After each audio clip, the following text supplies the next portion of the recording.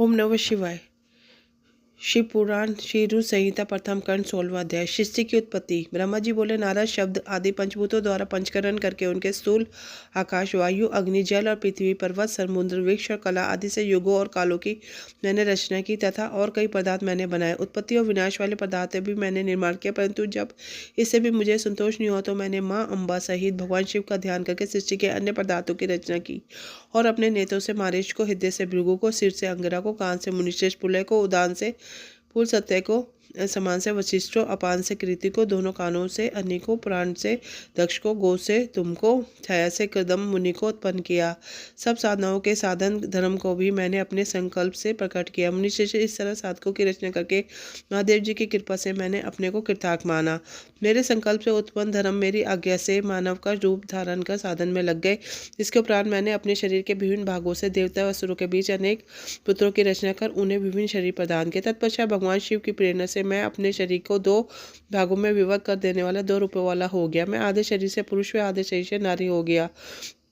पुरुष स्वयंभू मनु नाम से प्रसिद्ध हुए एवं उच्च कोटि के साधक कहलाए। नारी रूप से चतुरूप नाम वाली योगिनी एवं परम तपस्विनी स्त्री उत्पन्न हुई।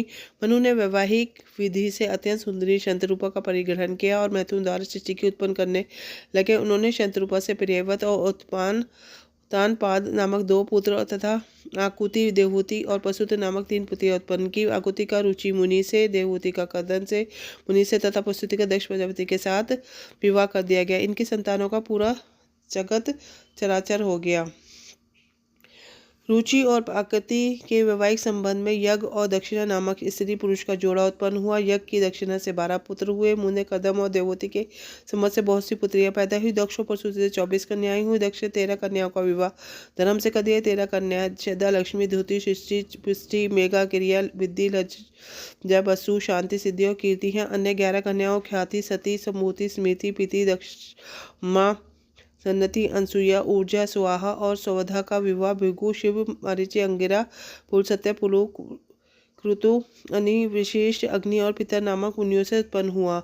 इनके संतानों से पूरा त्रिलोक भर गया। अंबिका पति महादेव जी की आज्ञा से बहुत से प्राणी श्रेष्ठ मुनियों के रूप में उत्पन्न हुए। कल वेद से दक्ष की 8 कन्याएं हुई, में से 10 कन्याओं का विवाह धर्म से, 27 कचनवत से, 13 कन्याओं का विवाह कश्यप ऋषि से संपन्न हुआ। नारद उन्होंने 4 कन्याएं अरिस, नेमि की व्याधि, भृगु, अंगिरा और कुशा से 2 कन्याओं का विवाह कर दिया गया।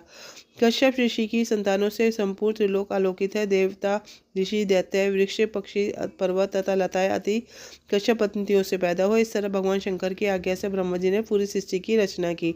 सर्वव्यापी शिव जी द्वारा तपस्या के लिए प्रकट देवी जी ने रुद्र रूप ने देव ने त्रिशूल के अग्रभाग पर रखकर उनकी रक्षा व सती देवी की ही दक्ष से प्रकट हुई थी। उन्होंने भक्तों का उद्धार करने के लिए अनेक लीलाएं की। इस प्रकार देवी शिवा ही सती के रूप में भगवान शंकर की अर्धांगिनी बनी, परंतु अपने पिता के यज्ञ से अपने पति का अपमान देकर उन्होंने अपने शरीर की यज्ञ की अग्नि से भस्म कर दिया। देवताओं की प्रार्थना पर ही वह माँ सती पार्वती के रूप में प्रकट हुई। कठिन तपस्या कर उन्होंने पुनः भगवान भोलेनाथ को प्राप्त कर लिया। वह इस संसार में कालिका, चंडिका, भद्रा, चामुंडा, विजया, जया, जयंती, भद्रकाली, दुर्गा, भगवती, कामाख्या, कामदा, अम्बा, मर्दानी और सर्व मंगला आदि अनेक नामों से पूजी जाती देवी के ये नाम भोग और मोक्ष को देने वाले हैं।